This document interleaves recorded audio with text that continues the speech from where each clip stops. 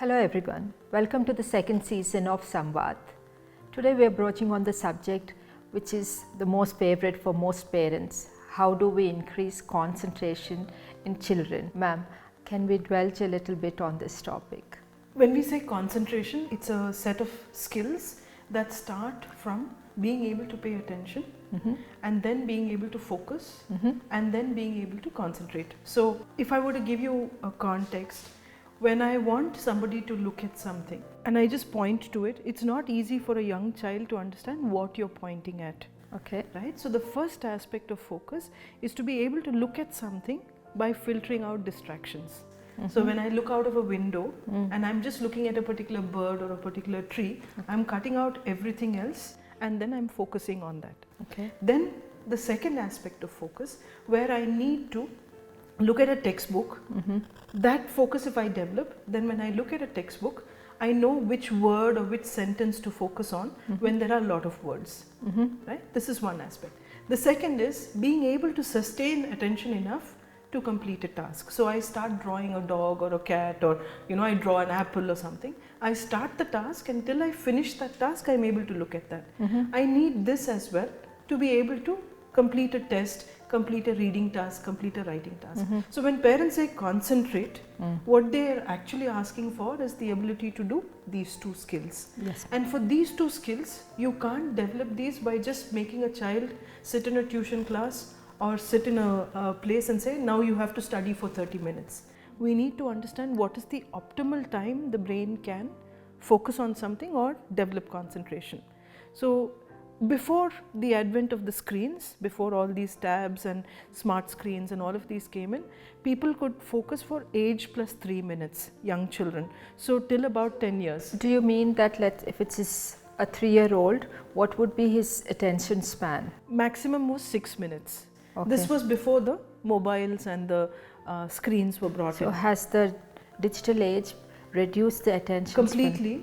Because what has happened is we are overstimulating the visual sense and we are not allowing children to move enough. For focus, you always need variation, not repetition.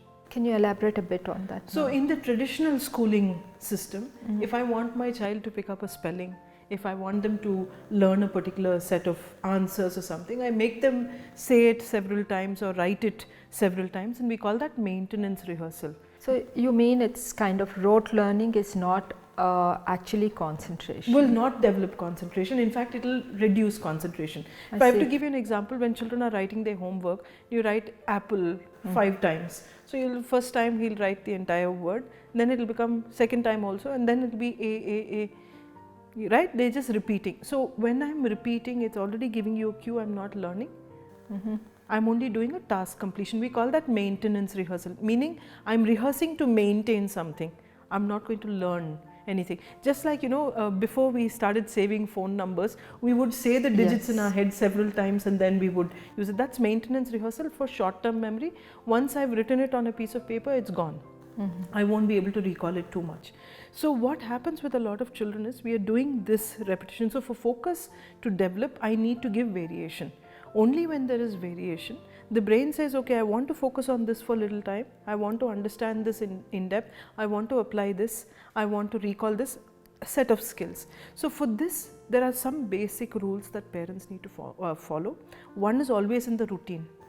If I reduce distractions in my environment through routine, then I will be able to focus, as opposed to sitting in this room one day, another place outside. If I have a place fixed for studying, then I already have reduced a lot of distraction. Got it. Second, and the most important rule, even if that place is a fixed place, it shouldn't be one where I'm looking at a door or a window, because I'm going to constantly be wondering what's happening on the other side of the door or the window. Second, I shouldn't be sitting down watching an entire room, because as a child, I'm going to be prone to wonder why that lizard is moving there, why the curtain is flying, all of these things. And the third and the most important thing, I shouldn't be sitting down in a place where there is a television, any other distraction, people moving, around the room and things like that. So what's the best place? Facing a plain wall. It can be any color, but I sit facing a wall. The second thing that parents need to encourage is not to sit this way, because then they're going to be focusing on your expressions Okay. and not on their learning. So, you know, mothers will always say, when I'm with him, he's learning, but when I'm not there, he doesn't learn. That's because they're constantly looking at the parental feedback to be able to change their answers. So, my mother's smiling, then my answer is probably right. My mother's a little angry, then I need to change my answer. So, that becomes the problem. So, I need to sit beside or behind my child, because then what I'm letting them know is that you are responsible for your own learning process. Now, because attention spans are much less, earlier I said age plus 3 minutes till the age of 10. Now we notice that irrespective of the age, children are able to focus for about 3 minutes at the most, sit in one place. But the syllabus is so vast. How do they achieve the results they have to if the attention span is so less? Now, how do we build this attention span, or rather the concentration, ma'am? Like, you know, in our own pre-primary curriculum, we have gross motor skills, physical skills, which are 20 skills. In that, there are specific skills that we introduce to children where they can develop concentration. For example, balance is directly linked to the ability to develop focus and concentration, because it works on the vestibular system, the balance mechanism, which is directly going to help me with focus. Now, another aspect of concentration and focus, like I said, variation is required. I sit for 3 minutes, finish an activity, and then I have a small physical activity which is called a brain break. Okay. To just help the brain reset and come back. Because what has happened is a lot of apps that have been developed, a lot of software that's available has been driven with the intention to increase engagement. Yes. Right? And it's not for increasing concentration. So when that is there, like the simplest example, if your notifications are not on the phone, you're imagining notifications and checking your phone. Right? These have become habits. Similarly, for children, they've been online for such a long time, they want to quickly go back and see if they've missed out something. So to remove all of that, we need to bring in physical movement to be able to enhance concentration. It may seem like a paradox, but the brain requires movement to be able to concentrate. At least for me, that is the case. If I want to think about something, you know, I do walk a bit, and I feel like I'm able to focus better when I walk and come back. And you know, when I'm in a meeting, I need those breaks to walk around and come back. Is it the same with the children?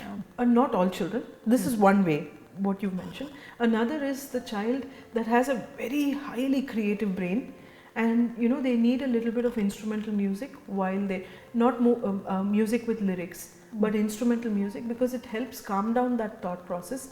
The thinking part, the imaginative part is picking up the aspects of music, and they're able to focus. The left hemisphere work is happening. And then there are children who like to doodle, who like to do things with, you know, visually color something, draw maps, things like that. So we may need to understand what really works for the child and allow them to go through this. And this involves a lot of understanding of the child's natural learning.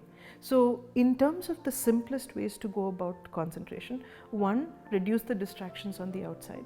2, have short periods of time where the children can learn. 3, more important, chunk down the information. If they have a whole page of writing, divide it into 3 portions, let them finish one aspect, have a short brain break, come back to the next, because then the assimilation and application levels as a result of the concentration can increase. And what would be the strategies for the parents to help children increase the concentration as they are asking? 1, reduce screen time, increase movement, because the body, learning is not always in the head, it is so much in the body. So a moving child is always a learning child. Second, like I mentioned, reduce the distractions, set a place for study, and help them to have brain breaks. 3, sit beside or behind them, never in front of them. And 4, more important, is to have children understand that learning is interesting. Make the task interesting for them, chunk it down so that they're able to address small pieces of information, so that it will lead to learning and not just a time consuming activity which they don't enjoy. Thank you so much, ma'am. We hope to see you in the next episode of Samvadh. I hope this was helpful for you.